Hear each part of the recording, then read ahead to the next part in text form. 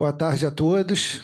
É um prazer aqui começar a nossa tarde aqui na nossa jornada do EBEP, na segunda mesa dessa jornada, que tem como título Psicanalistas como Trabalhadores. Hoje a gente tem o João Batista, Lembe Ferreira, depois a Ana Eduarda vai falar, o João Batista é nosso convidado externo, e depois a Bárbara, né? Cada palestrante vai ter 20 minutos e depois a gente vai ter um tempo para debate, tá bom? O João Batista é psicanalista, formado pelo Círculo Psicanalítico do Rio de Janeiro, e o trabalho dele tem como título Temores de Freud sobre a psicanálise e o que fazemos dela. João Batista, a palavra é sua.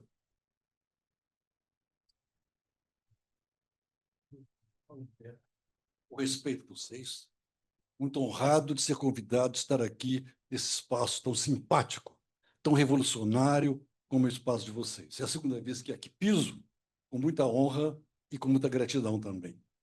Então, tomando como ponto de partida as nossas próprias margens e confluências, eu diria que a margem é fundamental em nossa vida, a começar pela bolsa miniótica, e a partir daí as grades dos berços e as mãos que nos amparam, as instituições que nos ajudam, os espaços que nos acolhem, fazem com que nós tenhamos um mínimo de balizadores e também, ao lado desses balizadores, um espaço para confluências e, consequentemente, para influências, para hiperincidências e para refluências. Tanto avançamos como também recuamos, porque o nosso trabalho em se tratando de psicanálise é dinâmico e todo o tempo criativo, segundo o espírito do nosso fundador, o Sigmund Freud. Freud era um anatomista, todo mundo sabe, e ele, então, certa vez com um colega, fazendo a anatomia de um corpo, era até de uma jovem que tinha morrido com tuberculose óssea, eles abriram o fêmur e trouxeram o osso à vista de todos, e era todo poroso, tudo cheio de furinhos, e o colega dele disse, me dá esse osso aqui, que quando eu morrer eu vou levar para Deus e vou mostrar para ele, olha o que você faz conosco. Porque o Freud falou, então, peraí, eu aqui sou o chefe da equipe, me deu osso, eu vou levar. E vou dizer para ele o que nós fazemos conosco. Então, esse exemplo de Freud, eu acho interessante, que quando diz para Dora, ô Dora, mas qual é a sua participação nessa história toda? Ele nos dá um belíssimo exemplo de nós, pensando em imagens e pensando em confluências, vejamos o que de fato está em nossas mãos. Bom, eu sou Penetra aqui, muito honradamente convidado por vocês. Eu não sei muito bem como é que essa jornada se desenvolveu, eu só estou participando desta mesa, então, obviamente, que eu posso falar muita coisa aqui fora do elenco e provavelmente coisas repetidas que vocês sabem, a sorrelfa e a sobeja, ou seja, participam pelos entremeados aí das margens e, ao mesmo tempo, acolhem tudo isso como algo que inspira e faz com que vocês respirem esse espírito, que é o espírito revolucionário da psicanálise.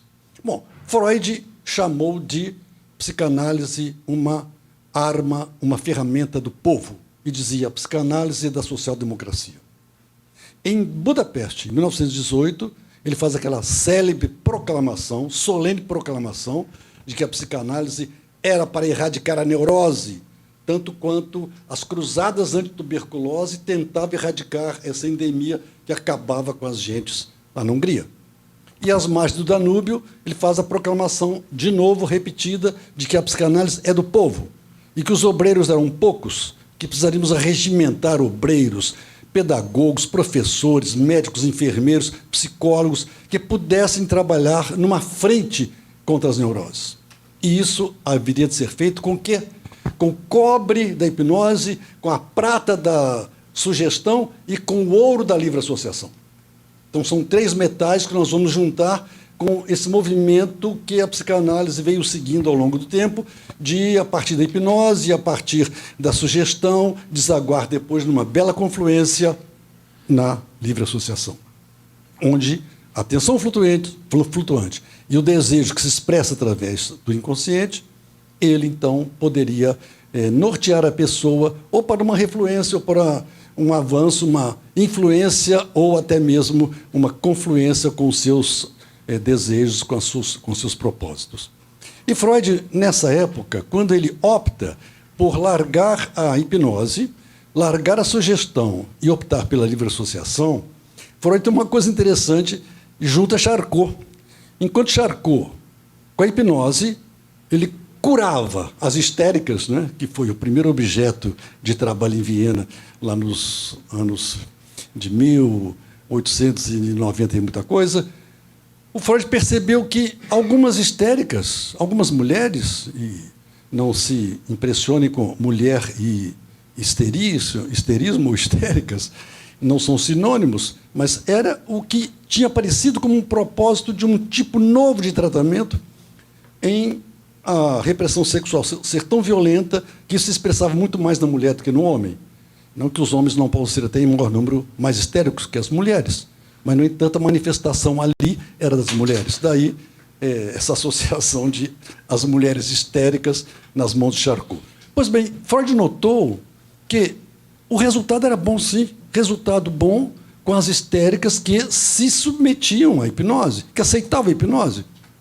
E que, com o tempo, precisavam de um certo reforço, porque, como o comando estava na mão do hipnotizador, é óbvio que aquela neurose voltaria a qualquer momento, já que não era um tratamento para todo o sempre. E Freud queria uma coisa mais duradoura. Ele não queria uma coisa tão repetitiva. Mas o que o impressionou? Foi o fato de, por que eu vou chutar números aqui, né? 50% se deixam hipnotizar e ficam boas durante X tempo, e outras não se deixam hipnotizar. Ele disse, eu vou procurar as que não se deixam hipnotizar. Então, o primeiro material de Freud são as histéricas que não querem ser hipnotizadas. É aí que ele quer trabalhar. É neste lugar, como se ele entendesse qualquer coisa do tipo assim. Aqui, assim não. Hipnose não. A mulher quer se tratar. Ela quer ficar boa. Mas pela hipnose não. E Freud, então, intui uma possibilidade de deixar a histérica falar. Vamos ouvi-la? O hipnotizador não ouve. Ele dá ordem, ele manda. Ele diz o que você sente, isso assim, a partir de agora você não vai sentir mais nada, eu vou colocar você em sono hipnótico, etc. E o que o Freud fazia? O que você quer me dizer? O que você quer falar? E à medida que a pessoa falava, ele novamente devolvia a palavra. Sim, e por que você faz isso? E por que você quer agir dessa maneira? E a base disso é uma coisa muito simples, que vinha lá da Grécia, de Platão, chamada acrasia. O Platão tinha levantado essa bela proposta de se analisar a escolha do sujeito a partir da acrasia, ou seja, A é bom, B não é tão bom, mas, curiosamente, há pessoas que escolhem B. E o Platão pensou assim, eu já sei, é por ignorância. Porque se ele souber que A é bom, ele vai escolher A. Se ele escolhe B, é porque ele não sabe, coitado, não tanto assim. E Aristóteles falou, olha, eu tenho minhas dúvidas. Eu acho que ele escolhe B porque ele tem livre-arbítrio. Ele quer dar licença, ele quer escolher B. Ele não quer o bom, quer o A. E Freud avançou mais ainda. Alto lá. Há algo além, senhor Aristóteles, que é o desejo. Ou seja, não é só um livre-arbítrio de eu escolher ou não. Há uma coisa, talvez, em mim que me leve a escolher B e eu nem sei. Um pouco naquela linha lá do Homem dos Lobos, em que o Homem dos Lobos queria ser passivo, queria ser ativo, ora ele estava de um lado da passividade, ora do lado da atividade, mas uma outra corrente fazia com que ele fizesse as coisas e ele não soubesse, que é o Verfung, que é a forclusão. E Freud começou a trabalhar essa questão que age em mim, que atua em mim, e dela eu não tenho notícia. Não tem notícia mesmo. É só a partir de um ato falho, a partir de um lapso, a partir de um sonho, a partir da transferência, enfim, tudo isso que você sabe sobejamente, que eu posso chegar a esse lugar onde eu ajo e não sei por que ajo, e que atua em mim muito mais do que meu consciente, que é aquilo que aflora, a flor das águas, né, que fica no plano, como o iceberg, da linha de espelho da água, quando o que está submerso é muito mais denso, profundo, escuro, e que necessita ser buscado, porque ele nos rege, ele nos sustenta. É esse inconsciente que nos garante. Muito que bem, caminhando para confluências, nós podemos observar que Freud, quando ele começou o trabalho dele, ele morreu de medo. Nós estamos em 1900, Freud lança o livro Interpretação dos Sonhos com uma epígrafe. Ele usou o latim 2 vezes nas 24 obras que ele publicou. A primeira epígrafe foi no primeiro livro. É uma epígrafe em latim tirada de Virgílio, da Eneida, que diz o seguinte: flectere sine quo, aqueronta verbo. Se eu não conseguir dobrar os céus, eu buscarei os infernos.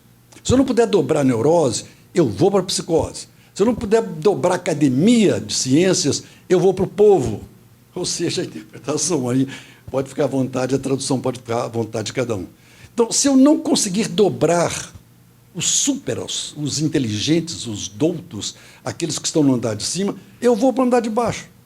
Eu mexo até as profundezas. E, com isso, ele lança a interpretação dos sonhos.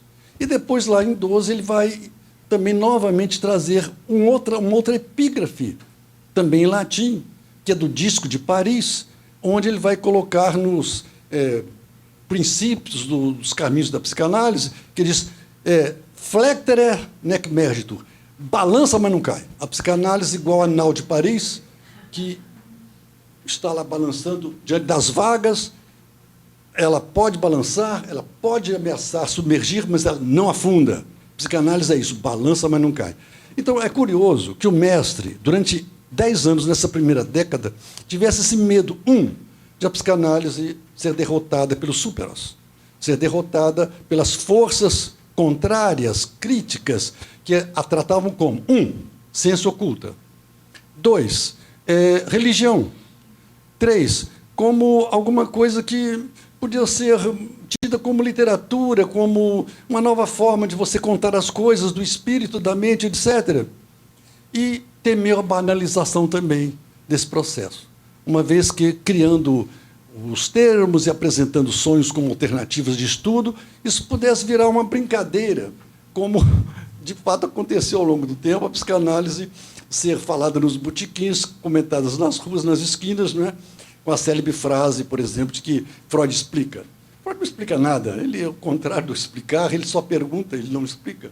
No entanto, qual de nós não diz assim, não deixa comigo que Freud explica. Cometeu esse ato falho, já saquei, né? Já saquei, o que você quer dizer? Abra o jogo. Enfim, nós somos assim. E aí vem a pergunta, isso fez com que Freud temesse? Fez sim. Mas, ao mesmo tempo, ele viu que, de repente, a psicanálise ela tem um pouco essa destinação mesmo.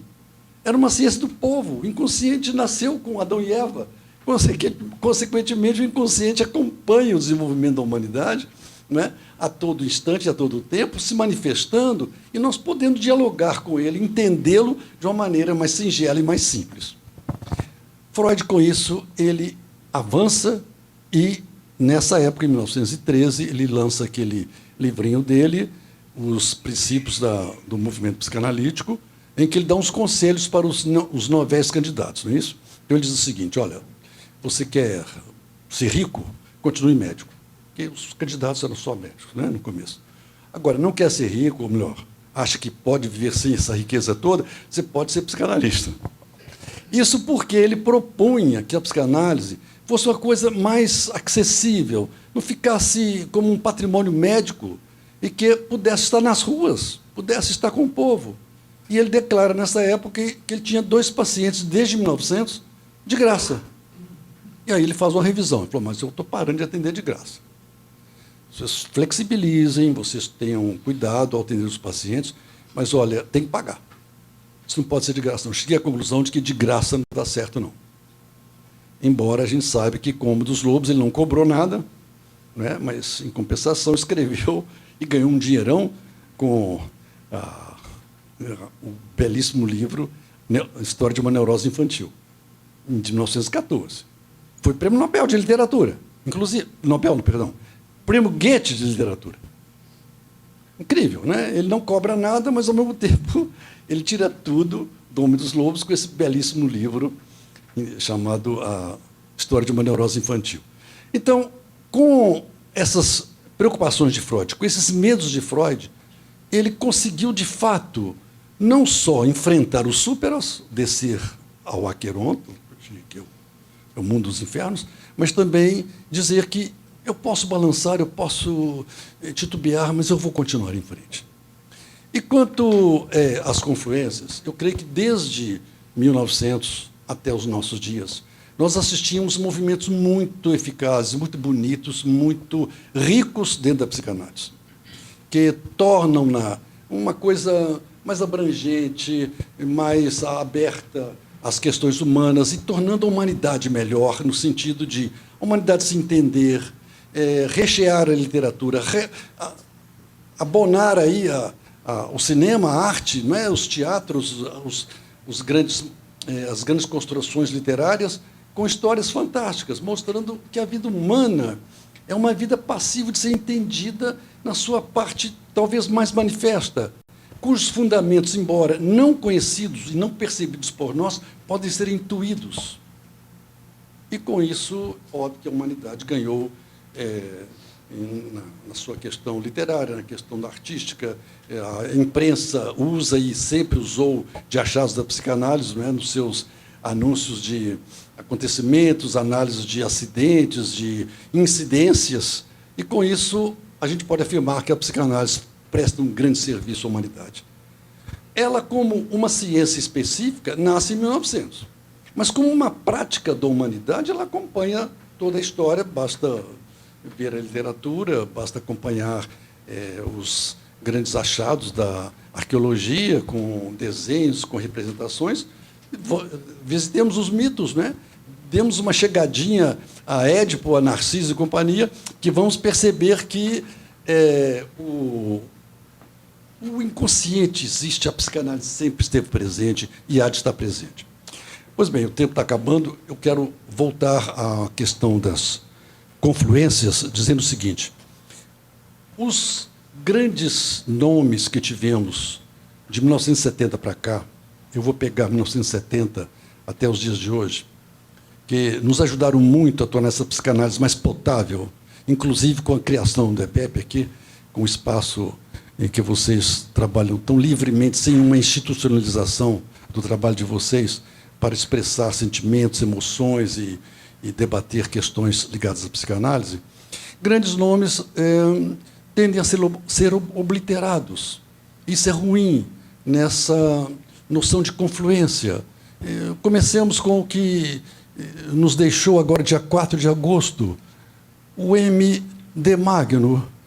O Magno nos deixou dia 4 de agosto e ninguém anunciou a notícia da morte dele. Ninguém falou dele. Eu trabalho no prédio onde ele tinha consultório. Ele trabalhava no subsolo do Vitrine do Leblon, onde eu tenho meu consultório. Eu soube pelo porteiro que o Magno tinha morrido. É lamentável que um homem que fundou o Colégio Freudiano do Rio de Janeiro, com a Beth Biller, que levantou questões tão candentes como uma independência maior da IPA, uma independência do Jacques Lamillère, um olhar para com a psicanálise brasileira, com a nossa cultura. Vide os títulos dos livros do Magno, você pega o título de qualquer livro dele, tem lá um toque, uma chamada para a nossa realidade brasileira, latino-americana. Então, um deles, por exemplo, é Ordem e Regresso. Ele põe a bandeira do Brasil em Ordem e Regresso, vai por aí afora. Literatura, vamos para lá da literatura. Literatura.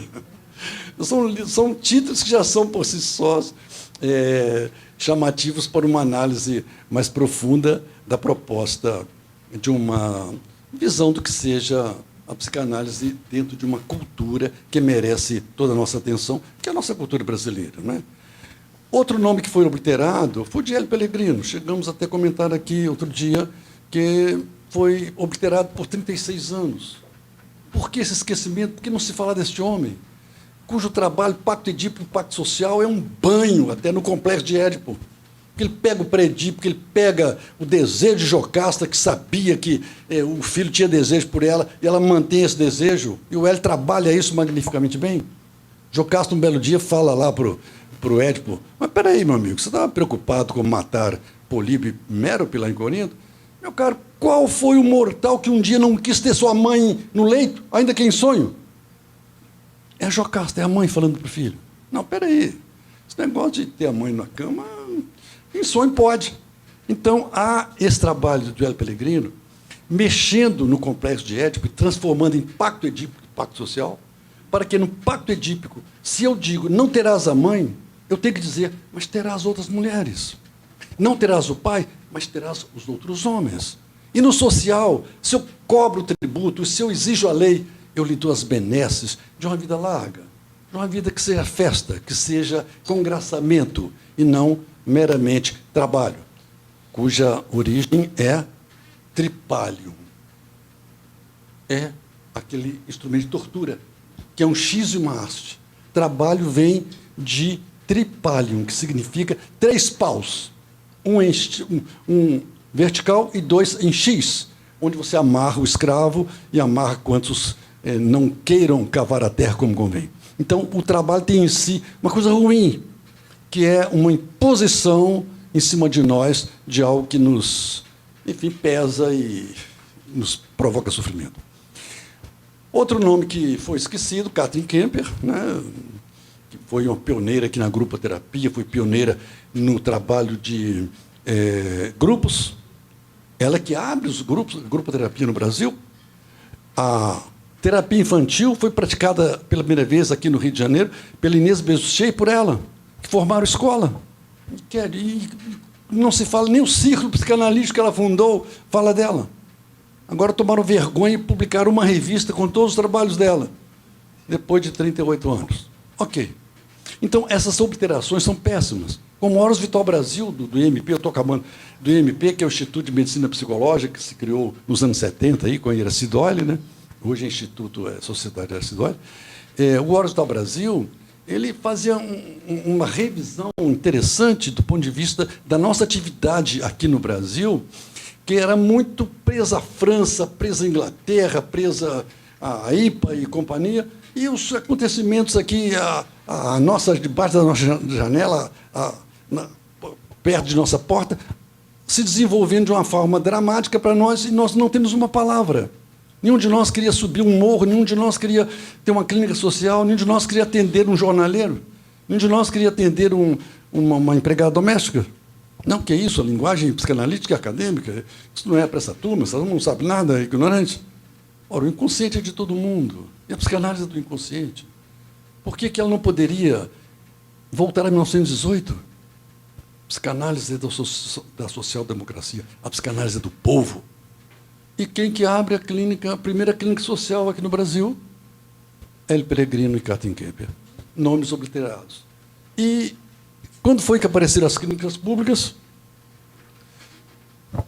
Esse belíssimo livro da Elizabeth Ann Danton, Clínicas Públicas de Freud, 1922, depois da proclamação de 1918, começam as clínicas públicas em 10 países, 12 cidades, inclusive Moscou, Trieste, Nova York, Paris. E as clínicas sociais, em 1938, ficam emudecidas, elas desaparecem. Quando é que elas são abertas? Em 1973, com Hélio Pellegrino e Katrin Kemper. Enfim, vocês me desculpem, mas estão aí imagens, confluências, influências, incidências, refluências. Mas, pelo amor de Deus, vamos caminhar para frente e vamos atender ao espírito primitivo de Freud, ao espírito fundador de que a psicanálise é de todos, pobres e ricos, todos merecem. Mas atendamos, sim, os deserdados. Muito obrigado a vocês.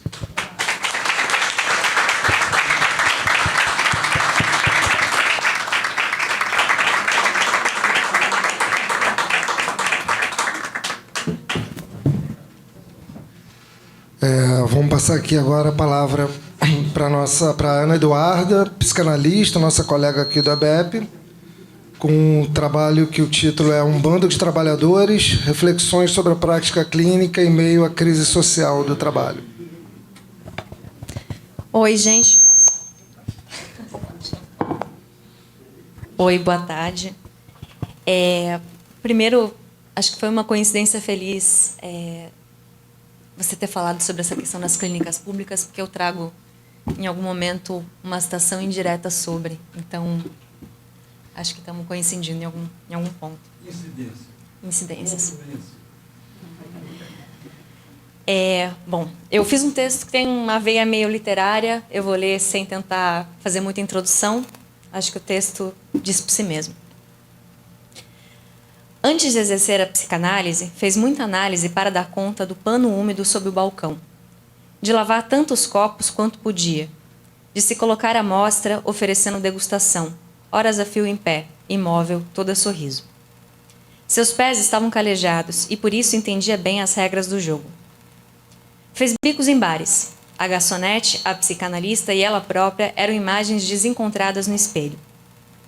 Nas rodas psicanalíticas, ouvia falar em ofício. Atrás do balcão, experimentava o trabalho. E pensava quais seriam as implicações transferenciais de encontrar um paciente assim, em situação de serviço, de trabalho bruto. Certa vez, depois de uma conferência sobre o rastro e o resto, os psicanalistas todos se reuniram em torno de uma mesa comprida, recoberta por uma toalha branca. Ela acendeu um cigarro, preocupada com o valor da conta por vir. Sua amiga, a única garota negra da conferência, não sorriu amarelo. E juntas foram comer um joelho que era pura massa. Branquitude, na boca dessa gente, pode ser só mais uma palavra vazia, disse a amiga. Quando se é uma garota pobre, solitária nas altas rodas, talvez seja necessário desenvolver a agilidade do gato. A depender de onde se veio e da cor da sua pele, talvez seja necessário um pouco mais. Não se vive só do brilho da estrela, é preciso ter a fúria do leão. Se todos esses componentes estiverem em dia, talvez um dia se chegue lá, sabendo, sem resto de inocência, que jamais fará parte do todo. Serão precisos anos descendo e subindo ladeiras para conseguir algumas garantias sociais. Plano de saúde, casa própria, aposentadoria. Chegando lá, talvez suas costas estejam cansadas e o joelho estalhe a cada degrau. Todas essas coisas seriam fruto de muito, muito trabalho. Construção de alianças, uma certa inserção no mercado de transferências. Seria necessário não ser invisível naquele círculo, ser atrevida sem parecer beligerante. Há muitas maneiras de evitar uma guerra. Isso é coisa para brutos. Nos salões da corte se passa de outro modo. E a professora, percebendo o anseio da garota pobre, a forma como avançava pelo texto, seu metabolismo acelerado, seu pensamento afiado, lhe deu o corte mais sutil, paralisante. Calma, ainda vamos chegar lá. A garota lembrou da história do colega que havia alugado um consultório esperado, pacientemente, pela chegada de seus clientes. Havia escutado essa história um par de vezes, de modo que lhe parecia uma espécie de narrativa mítica. O desejo faz a clínica. Restaria esperar a colheita de suas tâmaras. O desejo faz a clínica, pensou ela, enquanto atendia em regime de mutirão, sem pausa para tomar nota. O desejo faz a clínica, pensou ela, anos depois, enquanto o bebê chorava, roxo de cólica.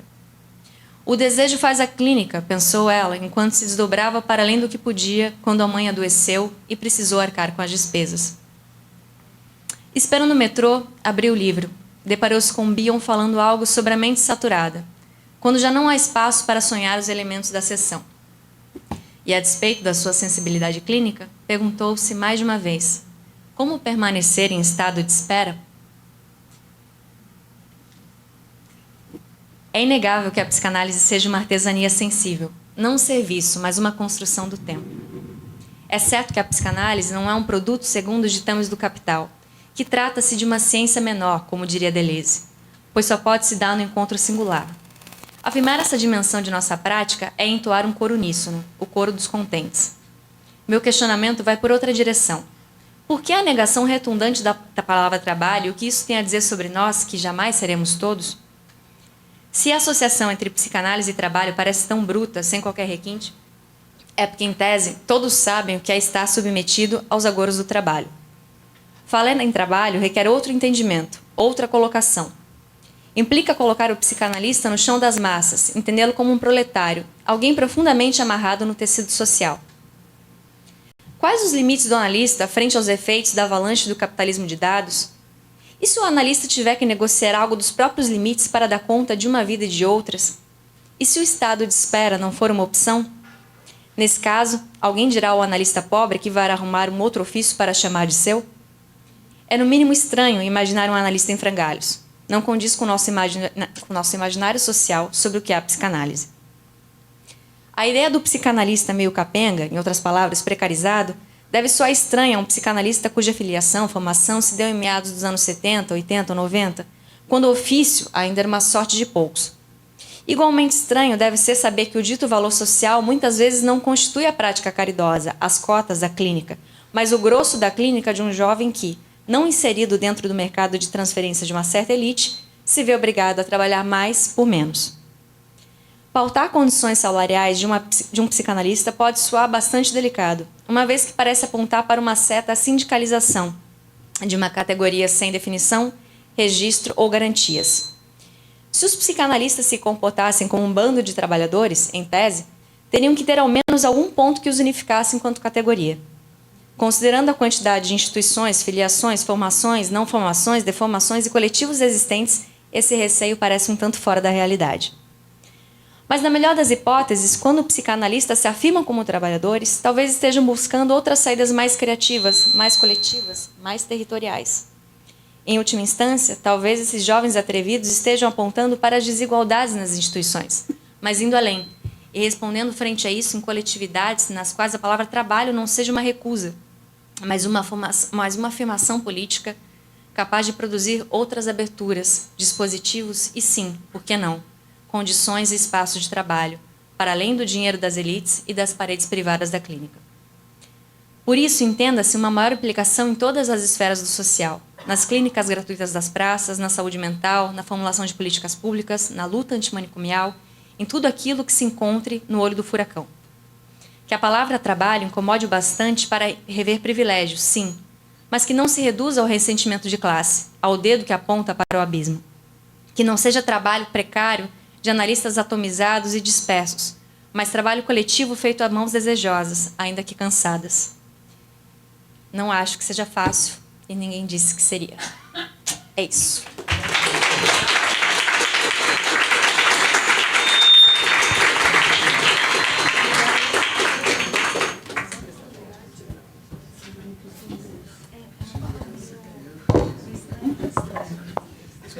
Os outros estão ligados?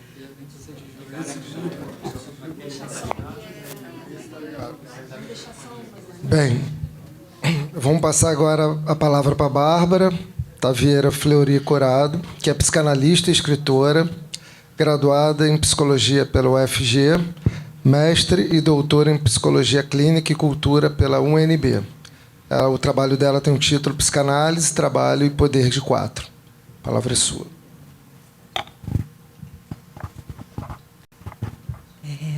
Olá.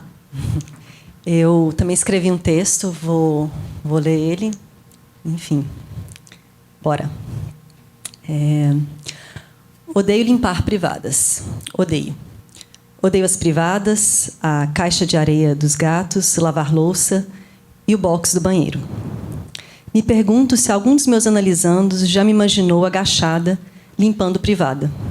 Se algum deles sabe que no meu horário de almoço ou em um intervalo de atendimento, aproveito para limpar aquele cômodo sujo da casa. Já escutei meus analisandos me colocando dentro de fantasias sexuais das mais variáveis, nas posições mais criativas, mas limpando o cantinho do box com a escovinha de dente arreganhada, nunca escutei. Vamos parar com essa separação entre eles e nós. Se não colocamos aqueles que estamos em transferência nessa posição de 4, é porque, culturalmente, não reconhecemos poder neste lugar.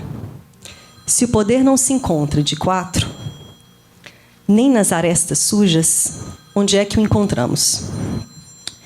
Depois de muito me escutar reclamar sobre meu ódio pela faxina e as dificuldades na distribuição das tarefas domésticas, meu antigo analista me indagou: por que você não contrata uma diarista? Sua ideia era que um terceiro resolvesse meu problema doméstico. Aliás, que um terceiro surgisse para limpar a sujeira que eu, meu companheiro e meu filho sofremos em manejar. A ideia é perfeita, e por isso mesmo me sou um tanto perversa. Nela, a falta se encontra inteiramente do lado desse terceiro, do qual o dinheiro limpará, separará sua sujeira da minha. 1 hora de atendimento por semana seria o suficiente para pagar uma diarista por semana. Ela, sempre uma mulher, se encarregará desse tempo que dedico aos afazeres domésticos, diminuindo os conflitos com meu companheiro e filho. Teríamos mais tempo livre para nos curtirmos e, quem sabe, fazer um exercício físico. O tempo que dedico limpando minha própria sujeira e que desperta tantas sensações e reflexões desgraçadas em mim, seria agora direcionado para uma atividade que me daria prazer e resultado físico. A conta é brilhante. Retira-se a parte ruim, deixa apenas um mísero resto, a dor inevitável do crescimento da massa muscular. Só aquela parcela de dor que a tecnologia ainda não conseguiu eliminar. No mais, namastê. Para escrever esse texto, acabei caindo em outros. E os que mais conversaram comigo falavam sobre neurose obsessiva. Enquanto estudava sobre trabalho, fezes, dinheiro e poder, me dava conta de como a neurose obsessiva é, antes de tudo, manifestação civilizadora que nos possibilita compreender o espírito do capitalismo.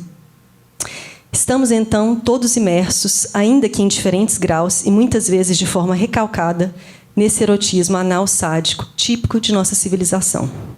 A fórmula é a seguinte: produção humana gera sujeira e é preciso tempo para limpar o que foi sujo. Se o tempo vale dinheiro, pode-se comprá-lo. Ou seja, a sujeira e também a responsabilidade pela própria sujeira pode ser terceirizada, já que esse serviço não gera reconhecimento social nem alimenta o narcisismo nosso de cada dia. Deixemos nosso tempo com as tarefas grandes e importantes. É preciso não perder tempo, porque tempo é dinheiro. Lembrei de um caso clínico. Um analisando, sempre às pressas, fala de como para ele escovar os dentes, ir ao banheiro é uma perda de tempo. Fala dele, né? O que não dá dinheiro não tem valor. Me sinto culpado quando não faço nada. Nada, para ele, é tudo aquilo que não é trabalho. A fantasia desse analisando é clara: cagar rápido e apenas o necessário. Produzir somente o que tem valor. Acabar com o lixo, eliminar o erro. O obsessivo acredita que, tendo tudo sob controle, poderá deixar de perder, apenas ganhar, ser aquilo que ninguém é. Em 2024, assumi a posição de tesoureira do EBEP Rio. E bem sabemos que pagar contas nunca se trata apenas de receber, dar ou fazer transferências. A analidade é uma região que se estende para todo o corpo coletivo, a tal ponto que destinamos às funções de excreção um enorme poder, quase ilimitado, de criar e destruir qualquer objeto. Por onde o dinheiro passa, sabemos que ali estão presentes os valores daquelas pessoas ou grupo de pessoas. Ter assumido essa posição neste espaço me colocou de frente para muitas contradições entre o discurso e a prática de nós, membros.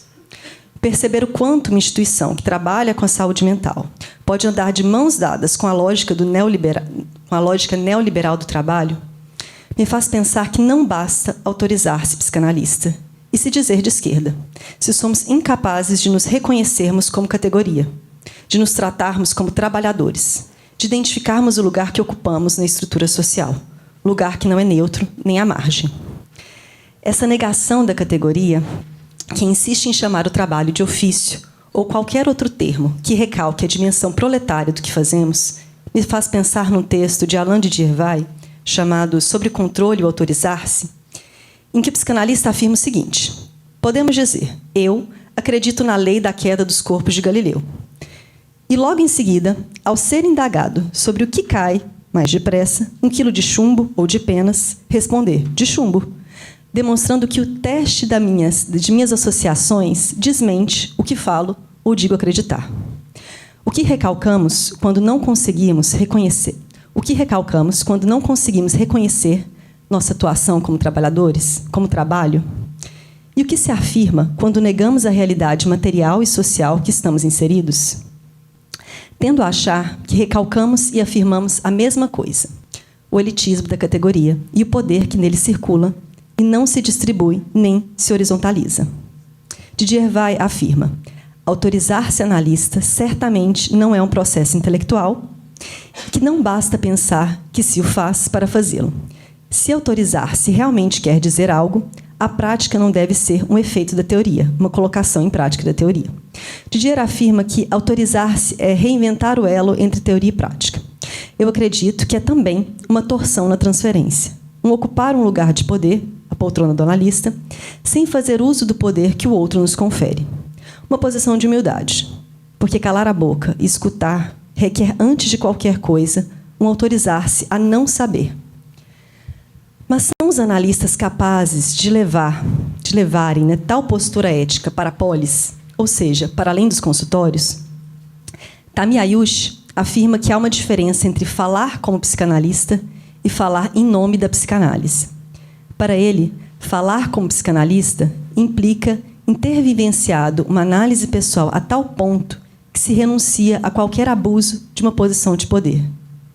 Uma análise, quando bem encaminhada, levaria, então, ao desencanto do poder?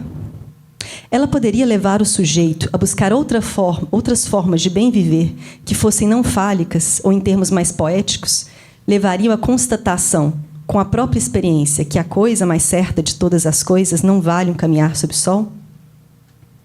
Já falar em nome da teoria psicanalítica, o famoso psicanálise é isso, isso não é psicanálise, para Tami, é uma forma de reproduzir estereótipos e transformar conceitos e a própria metapsicologia analítica em eternos e imutáveis. É interessante perceber como a vontade de controle sobre a psicanálise, de dizer o que é ou não a psicanálise, anda junto com a negação de sua dimensão de trabalho. Trabalho que se submete à lógica neoliberal, apesar de suas especificidades.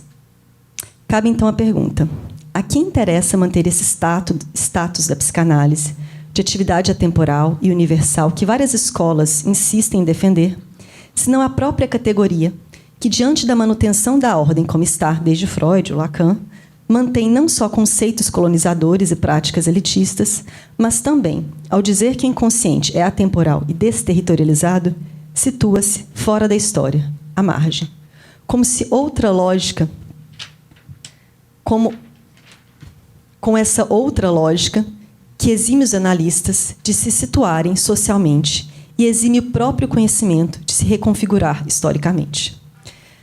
Gabriel Tupinambá, em O Desejo de Psicanálise, afirma que o senso de superioridade dos analistas em relação a outros campos do pensamento é não apenas o interesse político, mas engendra uma política, essa que não reconhece, muito menos supera, seus próprios limites históricos. Reconhecer os limites de nossa praxis, ou seja, reconhecer que nem tudo pode ser traduzido dentro do arcabouço teórico da psicanálise, Freud não explica tudo, é o que permitiria tanto o saber analítico não ser controlado por escolas e mestres que lutam por poder dentro da comunidade, mas também permite que a categoria psicanalítica possa se reconhecer na polis, no território que ocupa, e, enfim, se politizar, fazer cor às políticas públicas de forma ativa.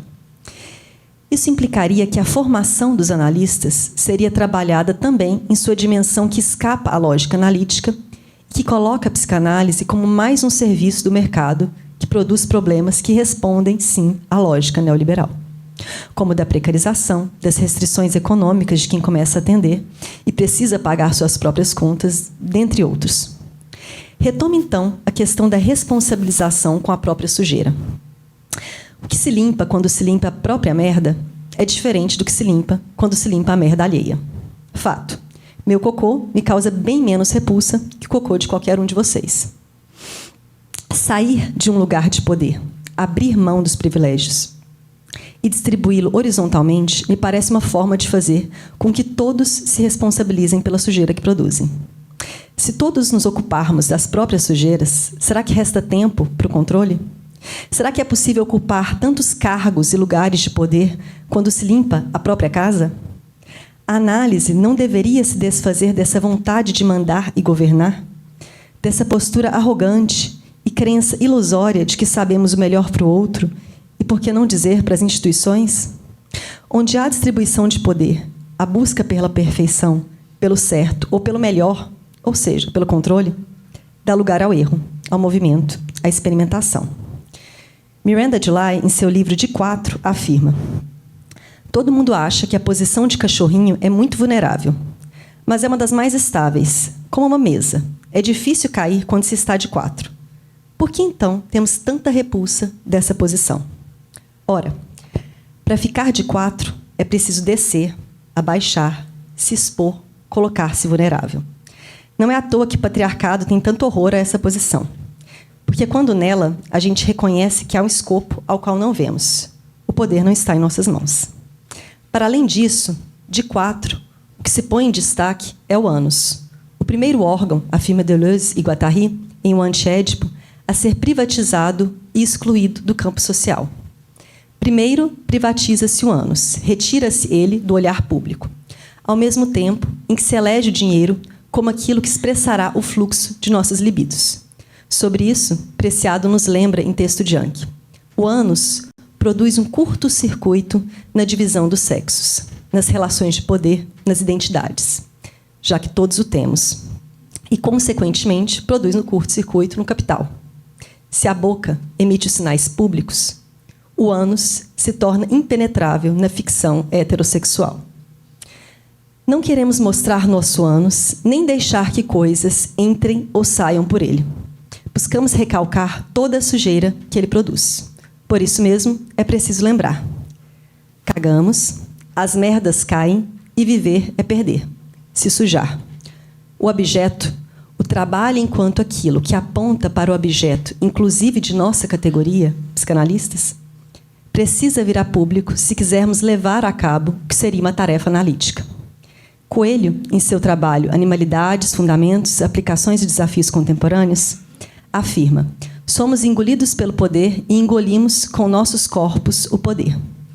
Ficar de 4 não seria uma forma de cagar, deixar cair à vista esse poder que paralisa, deshistoriciza, despolitiza e enfraquece as instituições psicanalíticas e a própria praxis psicanalítica? Há muitos mitos que ainda cercam as instituições de psicanálise e a categoria psicanalítica. Talvez o maior deles seja a dificuldade da classe, da categoria, né, de reconhecer que, mesmo com as especificidades do trabalho analítico, o que fazemos é trabalho. Somos submetidos ao mesmo mundo que os outros pobres mortais. E o que acontece dentro de um consultório não consegue escapar ao neoliberalismo.